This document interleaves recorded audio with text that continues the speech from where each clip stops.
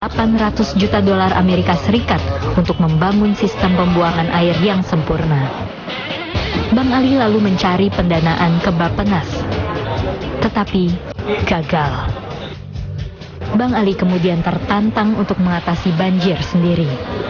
Dia pun bertekad mencari pendanaan dari hasil pajak judi. Bang Ali kemudian datang ke DPRD DKI Jakarta. Ia bilang tak akan memberi ganti rugi bagi warga yang tanahnya kena gusur untuk pelebaran jalan. Semua demi perbaikan kampung. Dari sinilah Bang Ali menggelontorkan proyek Muhammad Husni Tamrin. Gubernur kontroversial ini memperbaiki jalan, got, saluran air, MCK, dan kualitas hidup warga di ribuan kampung Jakarta. Proyek ini pun mendapat perhatian dunia. Bang Ali memperoleh kucuran dana Bank Dunia. Tokoh dari berbagai negara lalu datang. Mereka belajar tata kota di Indonesia. Kala itu, Bang Ali membuat malu Bappenas. Nah, pemirsa, yang Anda saksikan tadi itu merupakan sejarah bagaimana Jakarta yang ratusan tahun terus dilanda banjir. Nah, sekarang ini di akhir tahun 2015 sudah memasuki musim penghujan. Intensitas hujan juga sudah mulai meningkat belakangan ini. Mungkin Anda, khususnya warga di Kampung Pulo yang rumahnya dialiri Kali Ciliwung, sudah mulai merasakan banjir walau sesaat kemarin ya, namun cepat surut. Nah, tapi memasuki musim hujan ini, semua pihak khususnya di Jakarta sudah mulai mempersiapkan. Baik itu tadi di awal Anda sempat menyaksikan Pemprov DKI Jakarta sudah bersiaga dengan menyiapkan banyaknya pegawai atau staf pasukan yang akan membersihkan sampah-sampah di aliran sungai. Kalau disaksikan atau kalau kita cermati kembali aliran sungai, Jakarta rentan terkena banjir kiriman dari Bogor.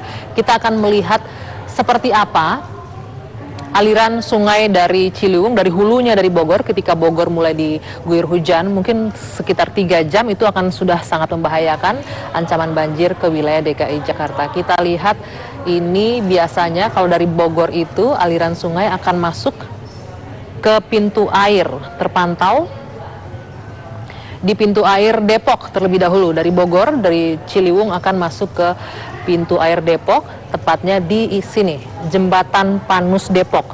Nah, disinilah pemirsa, hari Minggu kemarin kalau Anda sempat mengikuti informasi yang disampaikan, pintu air di Depok sempat mencatat ketinggian air mencapai 330, artinya 330 cm. Di sini sudah masuk siaga 2. Namun untungnya hujan tidak turun terus-menerus sehingga surut. Dari Bogor sendiri ke Depok ini membutuhkan waktu 4 jam debit air untuk sampai di titik ini.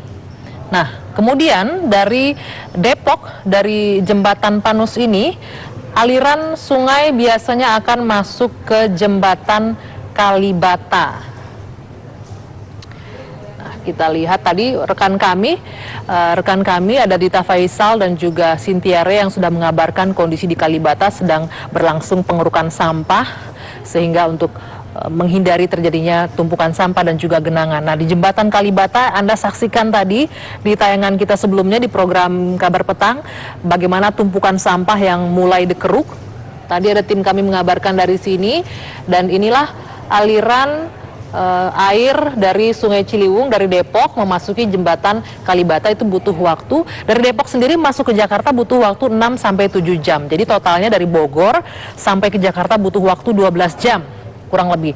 Nah, ketika air sudah masuk ke sini, warga yang ada di Bidara Cina, Kampung Pulo, dan sekitarnya sudah mulai harus berhati-hati. Karena selanjutnya dari sini akan masuk ke gudang peluru aliran air tersebut. Nah, di sini, daerah gudang peluru mungkin Anda tidak semuanya yang tahu, kalau warga Jakarta pasti mengerti, tapi yang di luar Jakarta, di gudang peluru ini dekat sekali dengan wilayah Kampung Melayu juga. Jika banjir yang sangat dahsyat terjadi, menggenang Jakarta, merendam Jakarta, jalan di sini biasanya terputus. Nah, kalau kita lihat, perhatikan pemerintah Provinsi DKI Jakarta beberapa waktu yang lalu sibuk melakukan normalisasi dan lain-lain. Ini adalah untuk mengantisipasi terjadinya banjir yang melanda warga yang tinggal di wilayah ini. Kemudian dari gudang peluru akan langsung ke Kampung Pulo.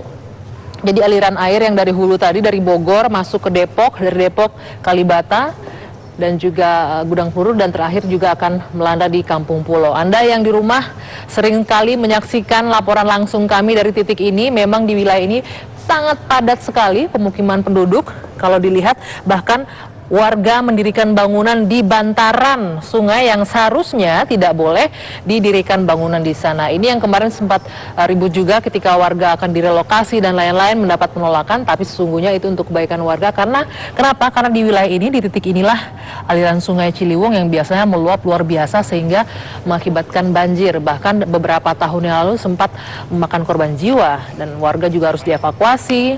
Sebagian dari mereka ada yang bertahan di lantai 2 rumah mereka, tapi tidak sedikit juga yang harus dievakuasi keluar dari wilayah kampung.